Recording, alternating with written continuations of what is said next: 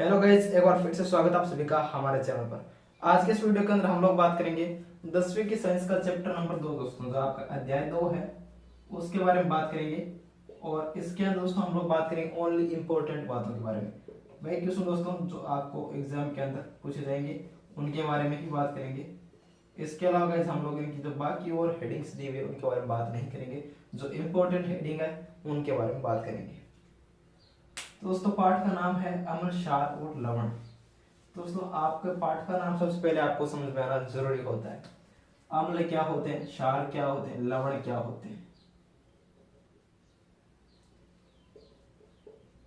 अम्ल और क्षार क्या होते हैं, ये चीज दोस्तों सबसे पहले आपको जाननी जरूरी है। तो इनके बारे में अंतर आप लोगों ने 9वीं क्लास के अंदर पढ़े होंगे, याद नहीं है थोड़ा सा याद करवा देता हूँ। ये जो अम्ल होते हैं वो स्वाद में खट्टे होते हैं, ठीक है दोस्तों। अम्ल स्वाद में खट्टे होते हैं, आप ये बात याद रखना। क्षार जो है वो स्वाद में कड़वे होते हैं, कड़वे होते हैं दोस्तों ये। और ये दोस्तों नीले लिटमस पत्र को लाल कर देते हैं। अब दोस्तों ये लिटमस पत्र क्या है वो भी देखेंगे।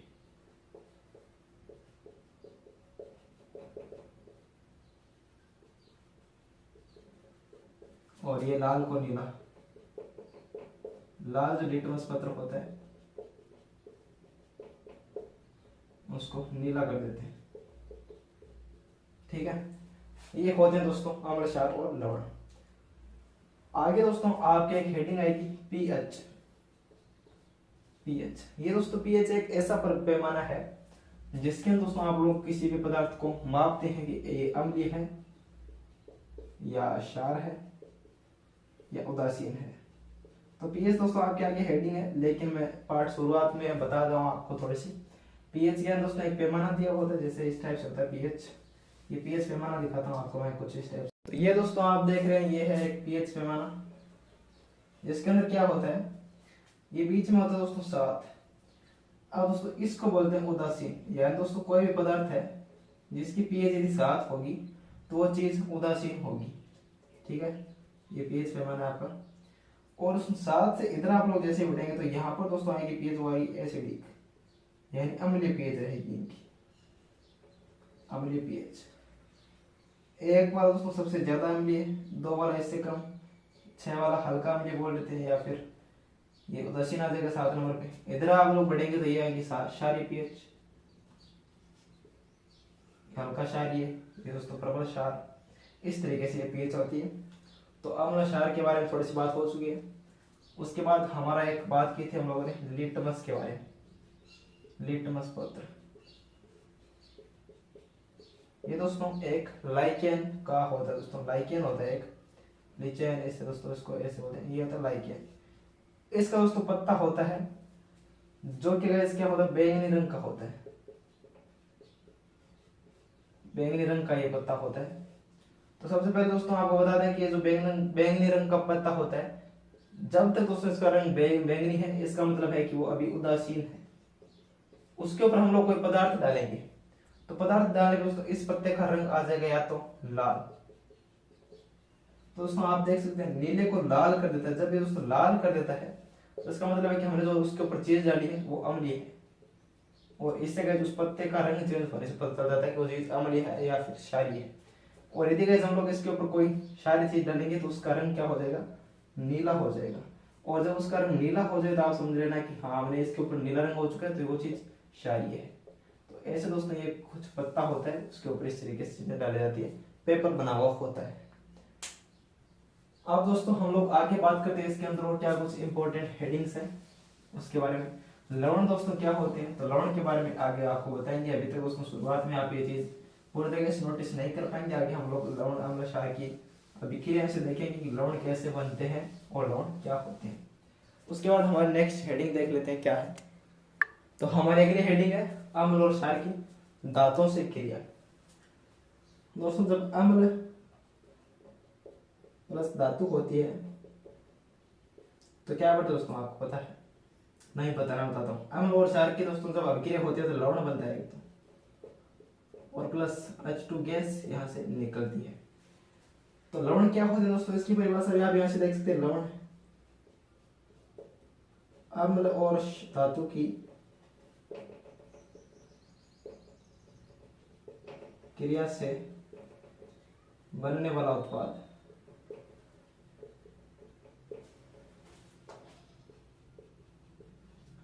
अम्ल और धातु की क्रिया से बनने वाला उत्पाद लवण होगा दोस्तों। और अम्ल और धातु की जब क्रिया करवाते हैं हम लोग तो लवण बनता है और साथ में हाइड्रोजन गैस निकलती है। आपकी किताब के अंदर एक प्रयोग दिया हुआ है जिसके अंदर हम लोग देखते हैं कि इसके अंदर हाइड्रोजन गैस निकली या फिर नहीं। तो दोस्तों आपको पता है कि जब हाइड्रोजन गैस निकलती है तो बुदबुदाहट की आवाज के साथ निकलती है। तो इस प्रयोग के अंदर भी यही समझाया गया है। वो प्रयोग में आपको थोड़ा सा समझाने की कोशिश कर रहा हूँ, आप लोग देखना। चित्र बना लेता हूँ पहले। तो ये दोस्तों आपका प्रयोग दिया हुआ है एक, समझिए आप लोग इसके अंदर क्या कुछ है। इसके अंदर बताया गया है कि अम्ल की धातु के साथ जब क्रिया होती है तो एक तो बनता है लवण, प्लस में यहाँ पर हाइड्रोजन गैस है वो निकलती है। तो आप लोग समझिए कैसे निकलती है दोस्तों। इस यहाँ पर एक स्टैंड दिया हुआ है, ये वाला स्टैंड है। इसके अंदर क्या है, एक परखनली है। परखनली के अंदर है तनु सल्फ्यूरिक अम्ल, तनु सल्फ्यूरिक अम्ल है। इसके अंदर दोस्तों ये कुछ दानेदार जिंक लिया हुआ है। तो हम लोग किस किस के क्या कर रहे हैं, एक तो अम्ल है, एक दानेदार जिंक, यानी ये क्या है, एक धातु है। तो इन दोनों की अभिक्रिया हो रही है। जब हम इन दोनों की अभिक्रिया करवाते हैं तो यहाँ से दोस्तों ये प्रवाह नली है। जो गैस वगैरह निकलेगी वो कहाँ से निकलेगी, तो दोस्तों इसके ऊपर हम लोगों ने इसका यहाँ पर डार्ट लगा दिए, ढक्कन लगा दिए, और यहाँ से क्या करेंगे हम लोगों ने प्रवाह नली निकाल दी यहाँ तक। दोस्तों यहाँ से क्या करती है, गैस यहाँ से निकलती है और ये दोस्तों ऐसे चलती चलती इस नली के अंदर, और ये हमारे पास एक टब है जिसके अंदर हम लोगों ने इसके अंदर पानी भर रखा है। तो पानी के अंदर दोस्तों गैस जैसी जाएगी तो आपको पता है बुलबुले निकलेंगे। आप लोग देख लेना, पानी के अंदर ऐसे कोई पाइप डाल के अपने मुंह से फूंक देना, बुलबुले उबड़ेंगे, बुलबुले निकलेंगे। तो ये दोस्तों बुलबुले जो है वो H2 गैस के हैं। अब ये H2 गैस के हैं या फिर नहीं, इसके बारे में कैसे पता चलेगा, तो हम लोग क्या करें, इसके ऊपर एक मतलब कुछ लेके आते हैं, जलती हुई मोमबत्ती वगैरह लेके आते हैं। तो जैसे हम लोग वो लेके आए यहाँ इसके ऊपर, तो यहाँ पर दोस्तों क्या होगा, फट फट की आवाज से ये जलेगी और इसको बोलते हैं बुदबुदाहट। दोस्तों ये जो बुदबुदाहट के साथ जो जल रही है वो है हाइड्रोजन गैस, H2 गैस। तो आप लोग समझ चुके होंगे कि धातु के दोस्तों जब अम्ल के साथ अभिक्रिया होती है तो एक तो H2 गैस निकलती है और एक लवण बनता है। ये दोस्तों हमारे सामने ये प्रयोग था, आपको जरूर से समझ में आया होगा। अगली हेडिंग देखते हैं। उसके बाद दोस्तों इसके कुछ लवण दिए हुए हैं जो कि बहुत ही जरूरी है, उनके बारे में बात करेंगे हम लोग ज्यादा डीप में। इसके अंदर दोस्तों ये तो छोटी छोटी हेडिंग है, इनके ज्यादा डीप में तो नहीं जाएंगे, लेकिन आपको समझाएंगे दोस्तों पूरी तरीके से हर एक चीज। अगर क्या कुछ हेडिंग है वो देखते हैं। उसके बाद दोस्तों हम लोग देखते हैं अम्ल और क्षार की अभिक्रिया।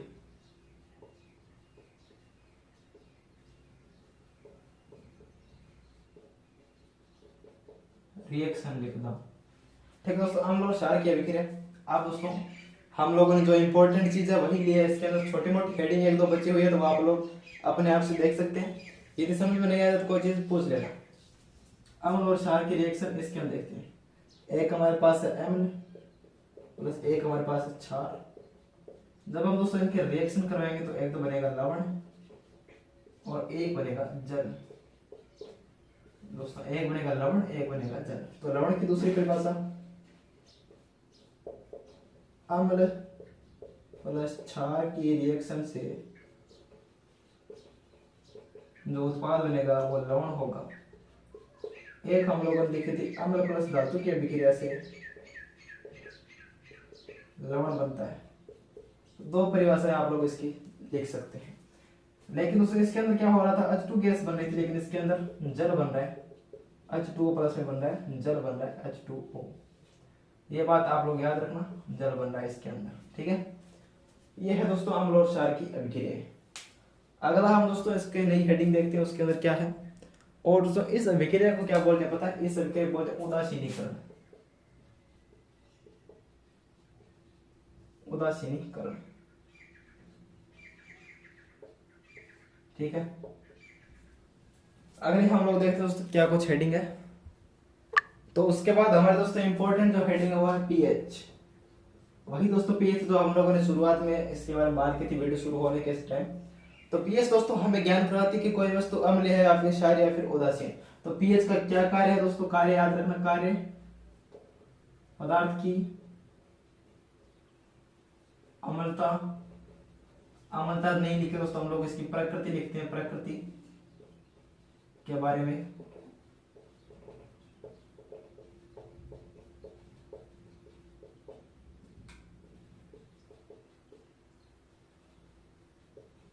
पीएच का कार्य है कि हमें किसी पदार्थ की प्रकृति, कौन सी प्रकृति वो पदार्थ है, अम्ल है, क्षार है, लवण है, इसके बारे में, सॉरी गैस, अम्ल है, क्षार है, लवण है या फिर उदासीन है, उसके बारे में उसकी जानकारी मिलती है। तो ये होता है पीएच का कार्य। अब दोस्तों पीएच के अंदर थोड़ी सी चीज आप लोग समझिए कि दोस्तों वे पदार्थ, आपके सामने अभी तक ये चीज नहीं आई लेकिन आगे आएगी, कि वे पदार्थ जो जलीय विलयन में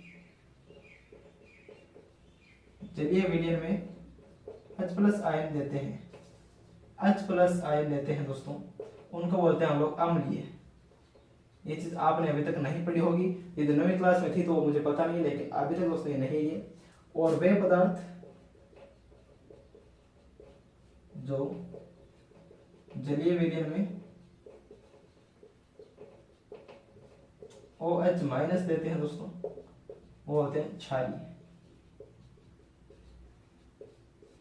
ये दोस्तों आप लोगों ने अभी तक नहीं पढ़ी है तो कोई बात नहीं, मैं बता देता हूँ आपको कि दोस्तों वे पदार्थ जिनको हम लोग जल के अंदर डालते हैं, जल के अंदर डालने पर उनके अंदर दोस्तों अलग अलग आयन्स निकलते हैं, और उसमें जब ये आयन निकलते हैं तो जो पदार्थ H+ आयन देते हैं, ये आयन है दोस्तों H+ आयन देते हैं दोस्तों, वो होते हैं अम्लीय। वे पदार्थ जो OH- आयन देते हैं होते हैं क्षारीय। ये आपके आगे आएगी दोस्तों, तो आप लोग इसके बारे में अभी तक इतना ही ध्यान रखना। तो हम लोग क्या करते हैं, पीएच के अंदर पदार्थ की आयनता के बारे में देखा जाता है, आयन के बारे में ही जानकारी पता चलती है इसके अंदर, कि आप लोग समझिए पीएच स्केल क्या है। मैं आपको थोड़ी सी मार्कर के अंदर शायद डाल लेता हूँ। हम लोग एक छोटा सा पीएच स्केल बनाते हैं, छोटा सा पीएच स्केल बनाते हैं दोस्तों। हमारे सामने एक पीएच स्केल है, आप लोग थोड़ा इसके अंदर समझिए दोस्तों। ये है 7, जो 7 पे होता है उसको बोलते हैं उदासीन, और 7 के इधर वाला दोस्तों जो बाईं तरफ के होता है, बाईं तरफ वाला, उसको बोलते हैं हम लोग अम्लीय। और 7 के दोस्तों जो होता है दाईं तरफ, इसको बोलते हैं क्षारीय। ठीक है। अब इसके अंदर दोस्तों देखिए हम लोग क्या देख रहे हैं कि यहाँ पर ये 7 है, 7 के नजदीक होगा 6, 5, 4, 3, 2, 1, और दोस्तों देखिए 8, 9, 10, 11, 12, 13 और ये 14। कोई पदार्थ दोस्तों जिसकी पीएच यदि 5 है तो दोस्तों होगा अम्लीय,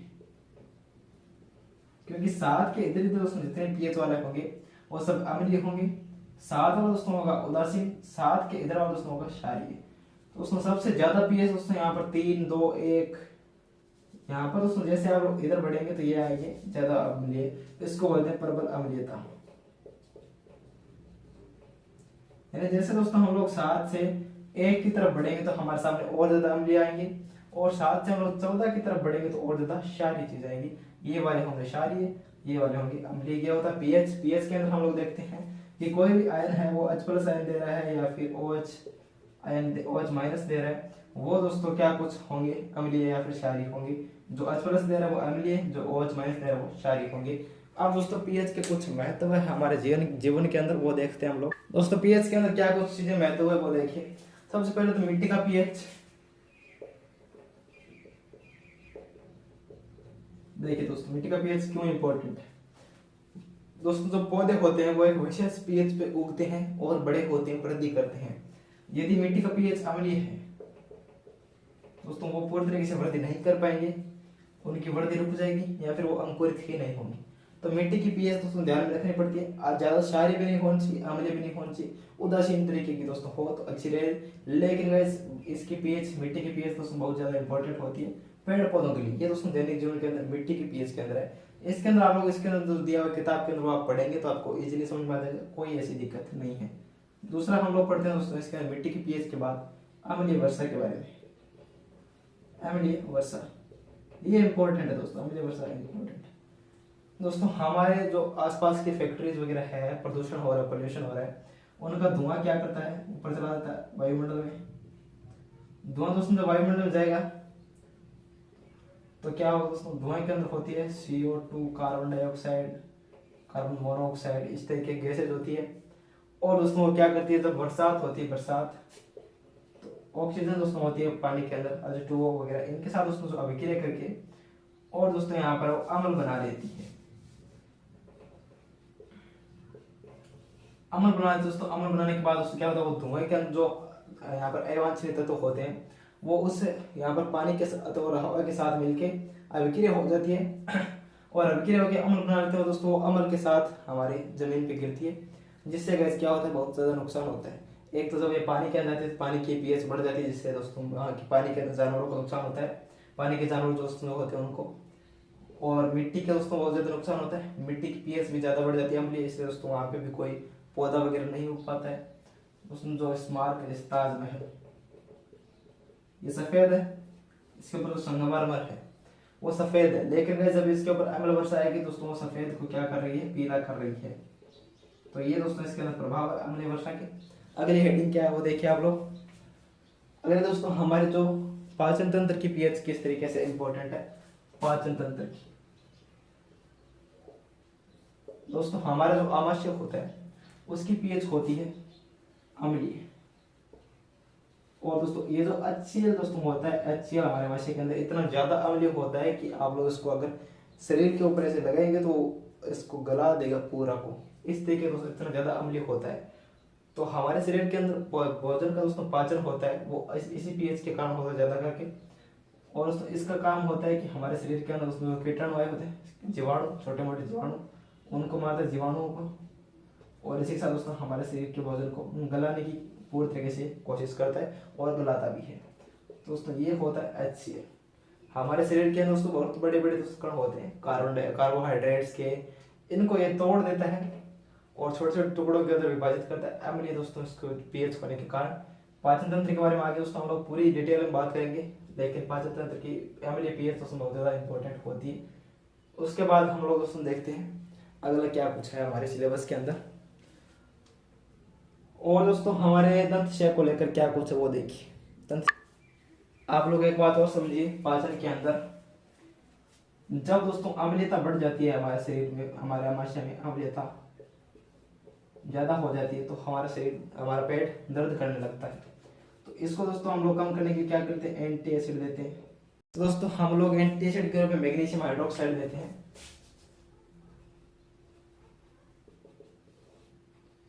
मैग्नीशियम हाइड्रोक्साइड हम लोग दोस्तों लेते हैं तो हमारे शरीर की pH है वो कम हो जाती है, क्योंकि मैग्नीशियम हाइड्रोक्साइड क्या है, क्षारीय है।